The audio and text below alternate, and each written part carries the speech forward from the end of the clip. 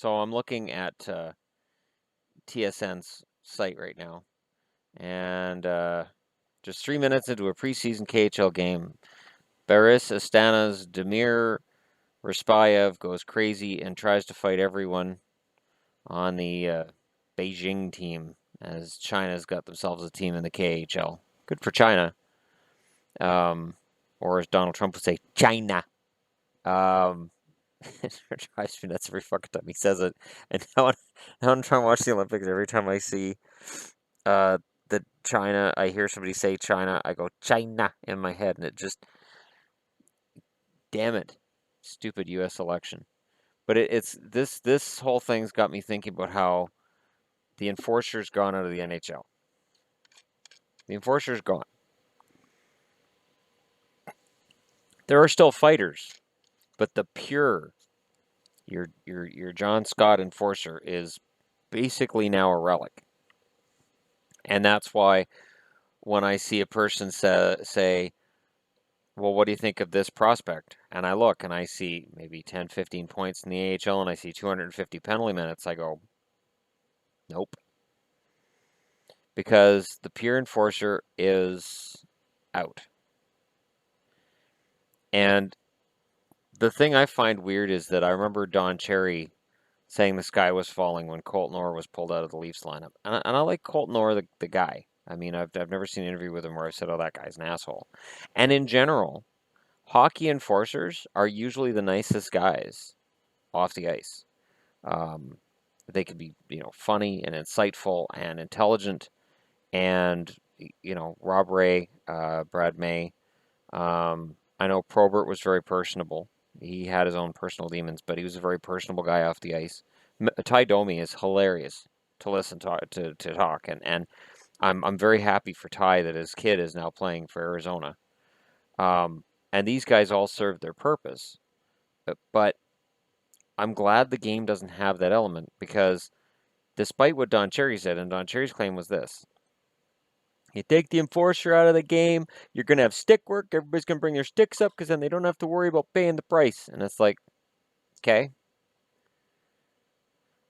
when has it ever been a deterrent? And that's a serious question. Has there ever been a case where a player's going for a two-hander to the face on somebody and puts their stick down? And then after the game, when they say, you're going to throw that dirty cross-check to the face, what stopped you? I looked over at the bench, and they had Paul Biz in that, and he was giving me one of these. So I decided not to do it. The most used example, and I've used it before on here, is Semenko. That, Gretzky'd come over, he'd be pissed off at somebody, and he'd just tap Semenko on the shoulder and give him a number, and Semenko would go headhunting. Can't do that anymore. And there isn't anybody in the league that does that anymore that I know of. And there's a reason. Because, see, the guys who perpetrate the bad checks, the bad cross checks, the, head first into the boards kind of thing, and the high sticks, and just the wildly reckless players are still going to be wildly reckless, even if Sean Thornton's standing at the bench giving them the throat slash gesture. Now, Sean Thornton does more than just fight. That's why he, managed to get a job after Boston didn't want him around anymore. But there are a few guys lingering around the NHL, like Zach Rinaldo's a guy I look at in Boston, and I say, why are you still in the NHL? And I was really upset when Boston got him, and I was even more upset that they traded anything to get Zach Rinaldo based on the play of him in Philly. And I have no problem as a Bruins fan saying I can't stand Zach Rinaldo in his game. But what's weird is that I can't see anybody not taking a run at Bergeron if they want to do it, just because Zach Rinaldo's there on the bench. Because, all right, let's take this through to its natural conclusion. Bergeron's in the corner. He gets run by, I'll just make Gustav Nyquist. Detroit decides he's he's going to take a shot at it, and he gets over anxious, and he cross checks Bergeron headfirst into the boards. It's not something that Nyquist meant to do, and Bergeron's down and out, and he gets carted off the ice. It looks bad. It's obvious he has a concussion, and he'll be out for a while.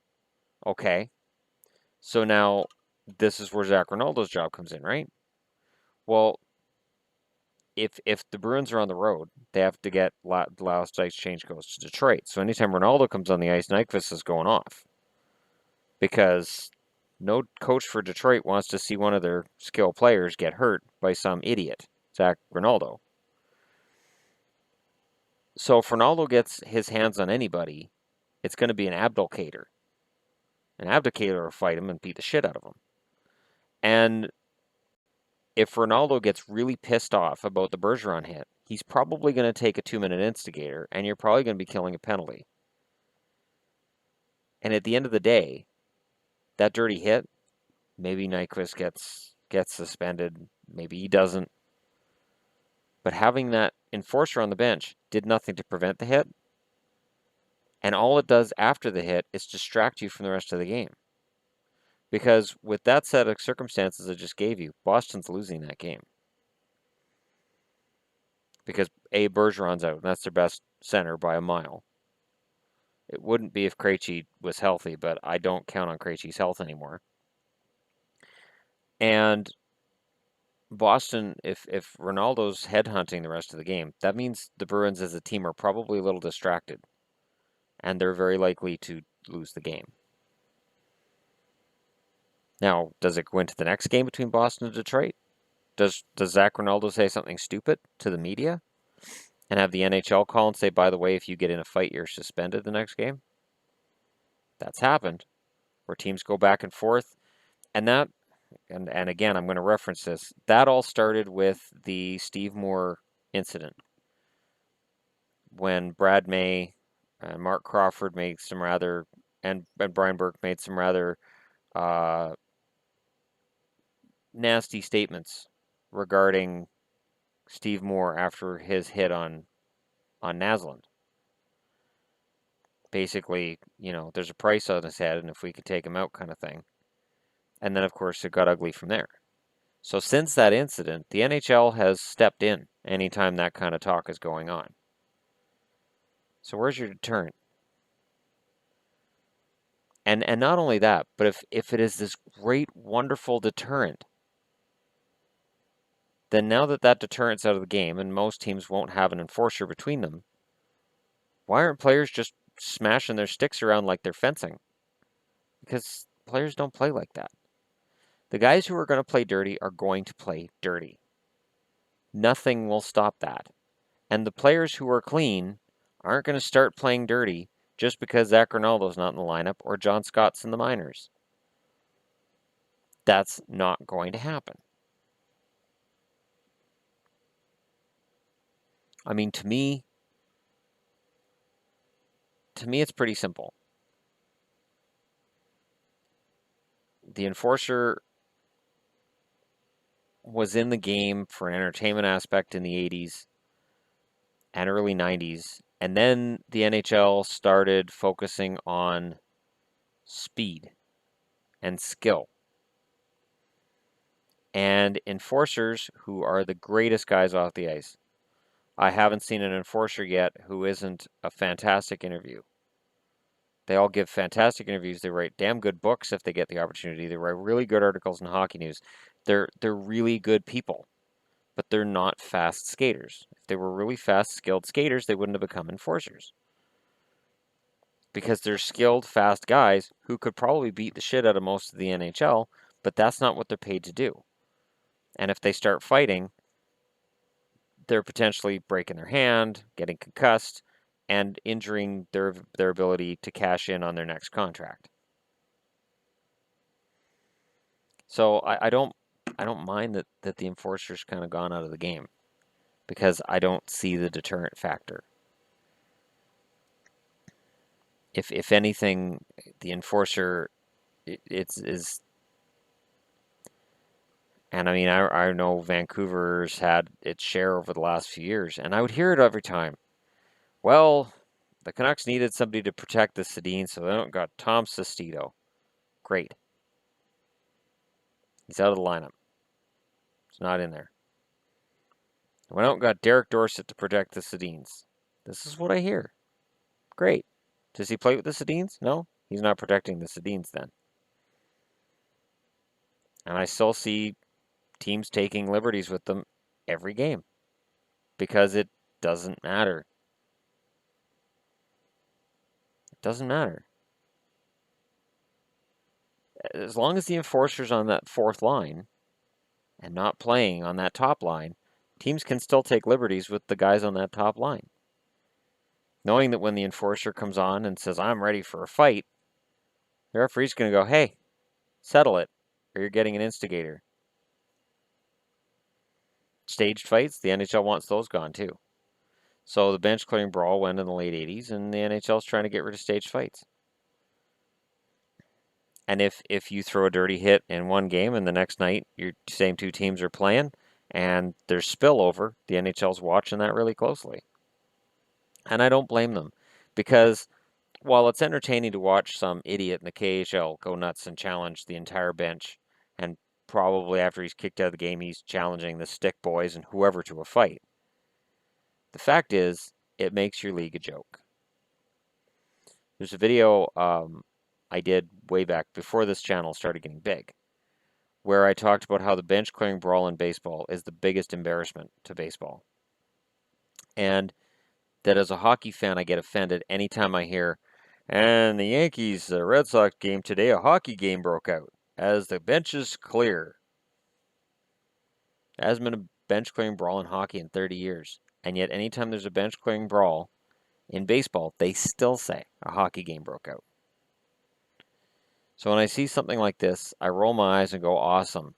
Now I get to hear American announcers if I'm watching American sports by accident, because it's only by accident I'm going to watch an American sports feed, and I get to hear hockey game broke out, and I get to see this highlight on ESPN crap for the next 3 years, where somebody who's a fourth liner, who's only played 17 games in the KHL, has no points and about 200 penalty minutes. Now he is the news. He's the toast of the day because he went nuts and challenged everybody on the ice and then everybody off the ice. Gino Odjick is a good example.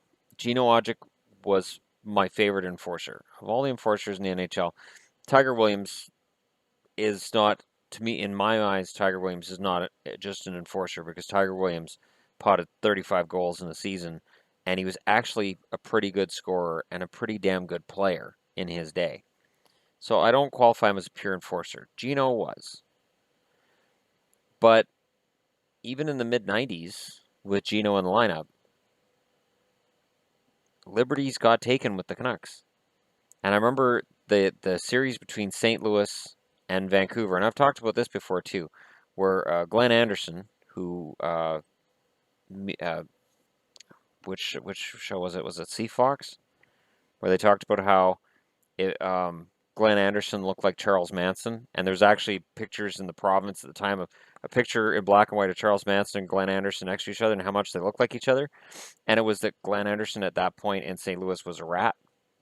He went from being a really good skill player to being a pretty damn nasty little rat. And when Gino Odjick, and this fight gets shown everywhere, when Gino Odjick took his jersey off and his pads off and he's skating around the ice challenging everybody, that was started by Glenn Anderson. Because Glenn Anderson was taking liberties with the Canucks, right, left, and center, and Gino had enough. And Gino wanted to rip his head off. Well, Anderson turtles and hides behind everybody. So Gino goes off. And what does everybody remember? Gino going off. Now, the Canucks won that series, but it wasn't because Gino went off. And Anderson certainly never paid the price for him being a little fucking rat. And it's not remembered now. Everybody remembers Glenn Anderson. Oh, he was an Oiler. He was an Oiler, and then he's a fucking rat. And I say that in the best Joe Pesci term imaginable. Like, Pesci, Goodfellas Pesci would have fucking hated him in the way he played hockey. He would have been sitting in his car waiting for him in the back seat.